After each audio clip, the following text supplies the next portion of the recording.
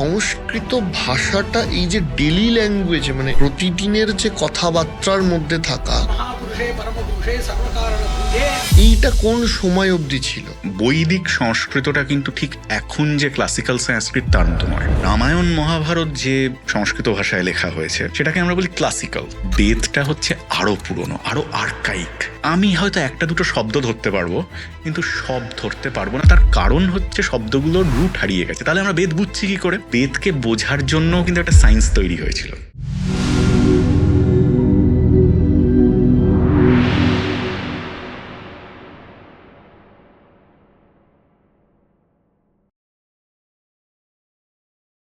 তো যেটা নিয়ে আমরা কথা বলছিলাম যে এই যে চাণক্য বা কৌটিল্য, আহ, এই মানুষটা নিয়ে তো চর্চা যত সময় যাচ্ছে তত বাড়ছে, এবং যে কোনো ফিল্ডের যে কেউ কোনো জায়গায় সাকসেস পেলে বলা হচ্ছে যে এ ওই ফিল্ডের চাণক্য। এই চাণক্য ব্যক্তিটি কে ছিলেন, এবং চাণক্য এই যে চন্দ্রগুপ্ত মৌর্যের সমসাময়িক বলা হয় বা তার গুরু বলা হয়, তার কি কি রেফারেন্স পাওয়া যাচ্ছে ইতিহাসে, এবং ঐতিহাসিক তথ্য অনুযায়ী চাণক্য সম্পর্কে আমরা কি কি জানতে পারছি? প্রথমেই ধন্যবাদ তোমাকে যে আজকে আমি এরকম একটা জায়গায় বলবার সুযোগ পেয়েছি বা আমাকে আমন্ত্রণ করেছো। আমি জানি না কোথা থেকে শুরু করব, কারণ আমার উত্তরটা শুনলে অনেকেরই বুকে ব্যথা হতে পারে। কিন্তু এটা ঘটনা যে ঐতিহাসিকভাবে কিন্তু আমরা চাণক্য বলে কোনো ক্যারেক্টারকে পাই না। প্রথমেই এরকমভাবে নাটকীয়তা উন্মোচন করে দেওয়াটা ঠিক নয়, কিন্তু বাস্তব হচ্ছে তাই। তাহলে এই চাণক্য এলো কি করে? মানে প্রশ্ন তো সেইখানটাতেই। মজার ব্যাপার হচ্ছে, প্রথমে আমি বলি যে চাণক্য যে নেই সেইটা আমরা কনফার্ম যে হচ্ছি সেটা কোথা থেকে হচ্ছি।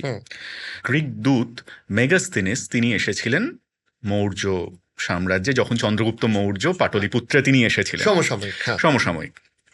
এবং তিনি যে গ্রন্থটি লেখেন ইন্ডিকা, এবং সেখানে উনি মৌর্য সাম্রাজ্যের, চন্দ্রগুপ্ত মৌর্যের, পাটলিপুত্রের এত রকম রেফারেন্স দিয়েছেন, কিন্তু সেখানে কোনো বিশিষ্ট মন্ত্রী যদি সত্যি চাণক্য বলে কেউ থাকতেন তাহলে নিশ্চয়ই পাটলিপুত্রে তার জায়গা অন্যরকম হতো। এবং যেখানে একজন দূত আসছে বাইরের রাষ্ট্র থেকে, তার সঙ্গে নিশ্চয়ই তিনি দেখা করতেন বা করাতেন চন্দ্রগুপ্ত মৌর্য।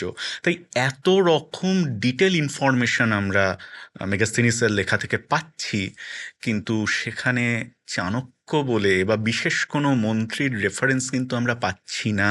মানে সমসাময়িক ডকুমেন্ট আমাদের অন্তত তাই বলছে। কিন্তু তাই বলে এর কাউন্টার থিওরিও আছে। কাউন্টার থিওরিটা হচ্ছে যে আমরা কি মেগাস্থেনিস যা যা বলছে সবগুলোই কি আমরা বিশ্বাস করব? যেমন মেগাস্থেনিস বলেছেন যে ভারতবর্ষে নাকি দাসপ্রথা নেই, অথচ আমরা যদি কৌটিল্য অর্থশাস্ত্র বা মনুস্মৃতি বা অন্যান্য গ্রন্থ যদি আমরা দেখি তাহলে দেখব যথেষ্ট পরিমাণে ভারতবর্ষে দাসপ্রথা ছিল। কিন্তু সেই দাসপ্রথা আমরা গ্রিসে যেমন করে দাসদের দেখে অভ্যস্ত, পশুর মতন তাদেরকে রাখা হতো, মানুষ বলে মনে করা হতো না, এই দাসরা কিন্তু সেরকম ছিল না। তারা বাড়ির মানুষের মতনই ছিল। ফলে যেখানে কিনা দাসদেরকে গ্রিক দেশে ওখানে খাঁচার মধ্যে রাখা হতো, মানে উনি ওই কালচারটা দেখে আসার পরে উনি বলছেন যে ভারতবর্ষে দাসপ্রথা নেই। সুতরাং সবটা কি আমরা মেগাস্থেনিসের কথা অনুযায়ী দেখব? কিন্তু যাই হোক, তার ফলে মেগাস্থেনিসের ডকুমেন্ট, সমসাময়িক ডকুমেন্ট অনুযায়ী আমরা কিন্তু চাণক্য বলে কাউকে পাই না, যে চাণক্য চন্দ্রগুপ্তকে শিক্ষা দিয়েছিলেন, চন্দ্রগুপ্তের গুরু, যিনি কিনা তক্ষশিলায় ছিলেন। এই ধরনের রেফারেন্স কিন্তু আমরা সমসাময়িক ডকুমেন্টে পাই না। আমরা চাণক্যর রেফারেন্স ডকুমেন্টেড পাচ্ছি না, কিন্তু চাণক্যর যে লেখা অর্থশাস্ত্র সেটার তো আমরা রেফারেন্স পাচ্ছি। তাহলে অর্থশাস্ত্রটা কোথা থেকে এলো, বা সেটা কি চন্দ্রগুপ্ত মৌর্যের সমসাময়িক কিনা, সেই রেফারেন্স কি আমরা পাচ্ছি? ডেফিনেটলি অর্থশাস্ত্র তো একটা ছিল, এবং সেই অর্থশাস্ত্রের ট্র্যাডিশন ছিল হচ্ছে বিশাল। আমার মনে হয় আমি অর্থশাস্ত্র জিনিসটা কি আগে বললে বুঝতে সুবিধা হবে। মানে এই অর্থ বলতে আমরা আজকে যে টাকা পয়সাকে বুঝি, ডেফিনেটলি অর্থশাস্ত্র তা নয়। টেকনিক্যালি বলি, আমাকে লোকজন ভয় পায়, আমি তো সংস্কৃতের লোক, মাঝে মাঝে সংস্কৃত বলে ফেললে সবাই ভয় পায়। কিন্তু অর্থশাস্ত্রটা একটা পারিভাষিক শব্দ, বিশেষত অর্থ শব্দটা। অর্থ মানে হচ্ছে মনুষ্যবতী ভূমি ইতি অর্থ, অর্থাৎ যে ল্যান্ড যার মধ্যে হিউম্যান রিসোর্স আছে, ফাঁকা ল্যান্ডে কোনো লাভ নেই, এমন একটা ভূমি যার মধ্যে হিউম্যান রিসোর্স আছে, মনুষ্যবতী ভূমি, এটাই হচ্ছে অর্থ। তস্য লাভ পালন উপায় শাস্ত্রং অর্থশাস্ত্রং। সেই মনুষ্যবতী ভূমি, তাকে লাভ করব কি করে আর তাকে পালন করব কি করে, সেইটা হচ্ছে অর্থশাস্ত্র। তার মানে হচ্ছে যে রাজ্য বা যে দেশ আমার কাছে নেই, সেটাকে আমি কি করে প্রথমে এনক্রোচ করব। কিন্তু শুধু তো আমার রাজ্য জয় করলেই হবে না, সেই রাজ্যটাকে তো পালনও করতে হবে, হুম। বা তার সেখানকার যে জনগণ তাদেরকে আমার ফরে আনতে হবে। সেইটা আমি করব কি করে, এবং সেই পথটা সবসময় যে সোজা পথে চলবে তা তো নয়, বাঁকা পথেও চলে, অধিকাংশ সময়ই বাঁকা পথে চলে।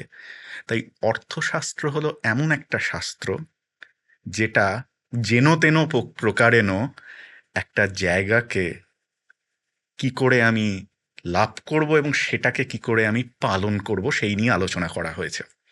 তার মানে অর্থ হচ্ছে এখানে সাকসেসের মতন, কি করে আচ্ছা, আমি সাকসেস পাবো। এবং থিওরি। একদম। এবং এই অর্থশাস্ত্র ট্র্যাডিশন, এটা তো আমরা হয়তো কৌটিল্যের অর্থশাস্ত্র পাচ্ছি, কৌটিল্য নামটা আমরা পাচ্ছি, এবং এই কৌটিল্যই যে চাণক্য সেটা কিন্তু বলা খুব ডিফিকাল্ট। কিন্তু কৌটিল্য, বিষ্ণুগুপ্ত, চাণক্য, এই নামগুলো কিন্তু প্রায় আমরা একসঙ্গে ব্যবহার করি। কিন্তু আমরা যে চাণক্যের গল্প জানি, সেই চাণক্য কিন্তু আসলে আমাদের কাছে পপুলার হয়েছে মুদ্রারাক্ষস থেকে। মুদ্রারাক্ষসের থেকে আমরা ওই চাণক্যের গল্পটা জানি। মুদ্রা রাক্ষস কোন সময়ের? মুদ্রারাক্ষস নিয়ারলি 7th সেঞ্চুরি বা তারপরে। মানে অর্থাৎ প্রায় 200-300 হ্যাঁ 400 হ্যাঁ বছর হ্যাঁ পরে, হ্যাঁ। যখন ফলে চর্চিত বা আলোচিত হচ্ছে তখনকার থেকে তখন 400 থেকে, বছর আগের ইতিহাস হ্যাঁ তখন থেকে আসছে। একদমই তাই। তার ফলে এই যে অর্থশাস্ত্রের যে ট্র্যাডিশন, এটা কিন্তু খুব প্রাচীন। আচ্ছা। তার কারণ হচ্ছে যে কৌটিল্যের অর্থশাস্ত্র আমরা পাই, সেই কৌটিল্য কেন কৌটিল্য, কারণ সে কুটিলমতি, সোজা কথায় ভাবতে পারে না। ইনফ্যাক্ট কৌটিল্য অর্থশাস্ত্র এমন একটা বই যেটার আবিষ্কারকে এখনকার স্কলাররা বলছেন একদম ইন্ডিয়ানা জোন্স যেমন করে একটা গুপ্তধন খুঁজে পায়, সেই রকমভাবে নাকি শ্যামশাস্ত্রী খুঁজে পেয়েছিলেন। উনি মাইসোর ওরিয়েন্টাল সিরিজ যে লাইব্রেরি আছে, মাইসোর ওরিয়েন্টাল, সেইখানকার উনি লাইব্রেরিয়ান ছিলেন। এবং ওখানে ওনাকে এক ব্রাহ্মণ, ওখানকার এক ব্রাহ্মণ, তিনি তাল পাতায় গ্রন্থিলিপিতে লেখা একটা ম্যানুস্ক্রিপ্ট দিয়ে গিয়েছিলেন এবং বলেছিলেন এই বইটা আমাদের পরিবার পরম্পরাক্রমে রক্ষা করেছে, আমাদের পরিবারের নামটা যেন প্রকাশ না করা হয়, কারণ ওই বইয়ের মধ্যে ধর্মকথা নেই। মানে সংস্কৃত বললেই তো আমাদের মনে হয় যে এখানে ধূপধুনোর গন্ধ হুম। বেরোচ্ছে, কিন্তু বললেন যে এই বইয়ের মধ্যে যে সমস্ত ট্রিক্স গুলো আছে, মানে সোজা কথায় যেগুলো কিনা কুটিলমতি বুদ্ধি যার মধ্যে আছে, সেইগুলো যে আমাদের পরিবার এতদিন রক্ষা করেছে এটা যেন প্রকাশিত না হয়। শ্যামশাস্ত্রী তাই করেছিলেন। ফার্স্ট যে প্রথম 1909 সালে যে এডিশন বেরোলো, সেখানে কিন্তু উনি ওই পরিবারের নাম উনি বলেননি। তার মানে এর থেকে প্রকাশিত, মানে যেটা বোঝা যাচ্ছে যে এই বইটা কিন্তু স্ট্রেট লাইনের বই নয়, এটা হচ্ছে একেবারেই ভ্যাঁকা লাইনের বই। এখানে একটা কথা বলুন স্যার, এই যে স্ক্রিপ্টটা, যে তালপাতা স্ক্রিপ্টটা দিচ্ছে, এরকম কি রেফারেন্স পাওয়া গেছে বা এটা কি বোঝা সম্ভব যে ওই স্ক্রিপ্টটা কতটা পুরনো? পুরোটা যে বোঝা সম্ভব তা নয়, তাহলে তার আগে একটুখানি আমি বলে নিই। আসলে সংস্কৃত বললেই না লোকের মধ্যে একটা ধারণা হয় যে সেটা হয়তো দেবনাগরী স্ক্রিপ্ট। মানে আমাকে লোকে অনেক সময় জিজ্ঞেস করে, ও সংস্কৃত জানেন, তার মানে তো আপনি হিন্দি পড়তে পারেন। হ্যাঁ, আসলে স্ক্রিপ্ট আর ল্যাঙ্গুয়েজ তো সেম নয়। হুম। হ্যাঁ, যেমন ইংলিশের তো নিজস্ব স্ক্রিপ্ট নেই, তারা রোমান স্ক্রিপ্ট ইউজ করে, সেখানে কম্পিউটারে লেখা থাকে টাইমস নিউ রোমান। হুম। ঠিক সেই রকমভাবে হিন্দিরও তো স্ক্রিপ্ট নেই, তারা তো ব্যবহার করে নাগরী স্ক্রিপ্ট। সেই নাগরী স্ক্রিপ্টে দেববাণী লেখা হচ্ছে বলে সেটা হচ্ছে দেবনাগরী। যেমন নেপালি ল্যাঙ্গুয়েজের স্ক্রিপ্ট নেই, তারাও দেবনাগরী ইউজ করছে। ঠিক সেই রকমভাবে দক্ষিণ ভারতে যে স্ক্রিপ্টগুলো ছিল না, সেগুলোতে সবসময় সংস্কৃত লেখা যেত না। অনেক শব্দ লেখা যেত না। তাই দক্ষিণ ভারতের অধিকাংশ সংস্কৃত ম্যানুস্ক্রিপ্টের ক্ষেত্রে আমরা গ্রন্থি স্ক্রিপ্টে লেখা পাই। এবং মানে এই স্ক্রিপ্টগুলো 800-900 এরকম বছর পুরনো হবে, এবং নির্ভর করছে, আমি তো সেই ম্যানুস্ক্রিপ্ট দেখিনি, সেটা ঠিক কত বছর পুরনো হবে। তবে এটা একটা আপনাকে বলতে পারি যে আমাদের এখানকার মানে ভারতীয় যে ওয়েদার, সেই ওয়েদারে কখনোই আপনি খুব পুরনো ম্যানুস্ক্রিপ্ট পাবেন না। মানে 700 বছরের ম্যানুস্ক্রিপ্ট যদি আপনি পেয়ে থাকেন, তার মানে আপনাকে বুঝতে হবে যে আপনি খুবই পুরনো কোনো একটা ম্যানুস্ক্রিপ্ট পেয়েছেন। তার কারণ অত পুরনো ম্যানুস্ক্রিপ্ট থাকে না। ওই যে স্ক্রিপ্টটা ছিল ওটা তো চাণক্য বা কৌটিল্য নামক ব্যক্তির লেখা নয়, ওটা তো শুনে শুনে বা দেখে দেখে লেখা আর একটা স্ক্রিপ্ট, মানে একদম এটা পরবর্তীকালে দেখে দেখে বহু জায়গায় কপি করা হয়, এক্স্যাক্টলি। যেটা অর্থশাস্ত্র ওই মৌর্য সময় থেকে বা তার আগে থেকে চলে আসছে। একদম। এবং অর্থশাস্ত্র যদি আপনি পড়েন, দেখে আপনি মনে করবেন, দেখে মনে হবে যে ওগুলো সূত্রতে লেখা। আচ্ছা। তার ফলে একটা আন্দাজ আপনার মনের মধ্যে হতেই পারে, এটা হয়তো শুনে শুনে মুখস্থ রাখতো। কারণ সূত্র মানেই হচ্ছে নামতার মতন কোনো একটা ফর্মুলা, তো সেটা শুনে শুনে মুখস্থ রাখছে। এবং এগুলো লেখা হয়েছে পরে, সব কিছুই আগে ওরাল ট্র্যাডিশনে তৈরি হয়েছে।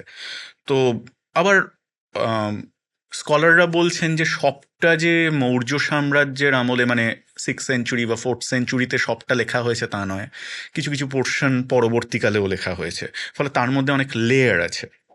কিন্তু যাই হোক, মানে আমরা কিন্তু এটা বুঝতে পারছি এটা যীশুখ্রিস্টের জন্মের আগে লেখা। এবং সবচেয়ে ইম্পর্ট্যান্ট ব্যাপার হচ্ছে যে কৌটিল্য অর্থশাস্ত্রের মেথোডলজিটা বড় মজার। মানে সেখানে সেখানে বলছে যে কৌটিল্য তার আগের আগের পূর্বাচার্য প্রিডিসেসরদের নাম বলছেন, যে মনু বলেছেন এই করতে হবে, বা বিশালাক্ষ বলছেন এই করতে হবে। শেষে এসে বলছেন নেতি কৌটিল্য, কৌটিল্য বলছে এটা করবে না, বরং তুমি এইটা করো, এবং তার লজিক উনি দিচ্ছেন। এবং এইভাবে প্রায় 10-15 জন পূর্বাচার্যের নাম পাচ্ছি আমরা। তার মানে তারা প্রত্যেকেই কৌটিল্যের পূর্ববর্তী, কিন্তু তাদের বই আমরা পাই না। তার মানে আমরা কিন্তু একটি অর্থশাস্ত্র পেয়েছি, এবং তাদের যে বই ছিল এটা বোঝা যায় কি করে?